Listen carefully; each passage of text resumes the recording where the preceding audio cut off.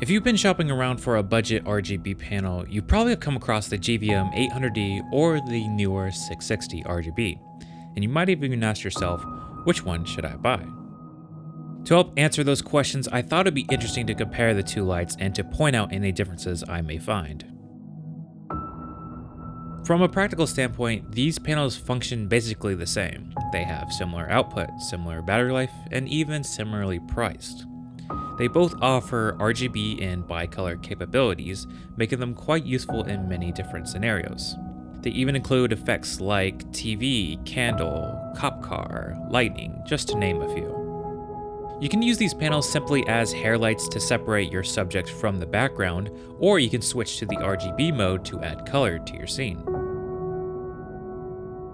Now, if you want to get a sense of how you can utilize these RGB panels in a cinematic environment, I recommend checking out Rob Ellis, where he uses the GVM 800D to approach cinematic lighting.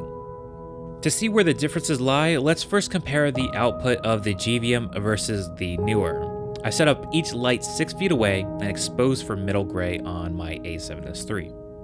Looking at the Neewer, it seems to be slightly brighter than the GVM at 5600 Kelvin. When you switch to 3200 Kelvin on both lights, they drop by 1/3 of a stop. Switching to RGB, the GVM is noticeably dimmer. I have to increase the exposure of the camera by 1 1/3 stops to match the exposure.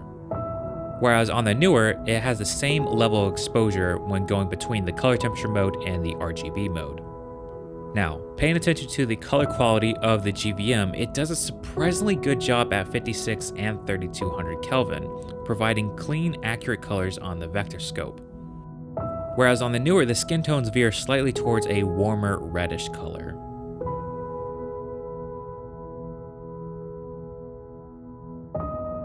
Overall, the Neewer seems to be a better performer when it comes to output, but if color accuracy is important to you, the GVM is the obvious winner based on this test. In terms of build quality, I personally like the fact that the Neewer has a better build and metal barn doors, and it's slightly easier to operate when switching between settings. While the GVM's build is not bad, it's definitely not as nice with its plastic barn doors. So which one's right for you? I would recommend the Neewer if you plan to use it as a rim or background light where you can take advantage of the brighter output.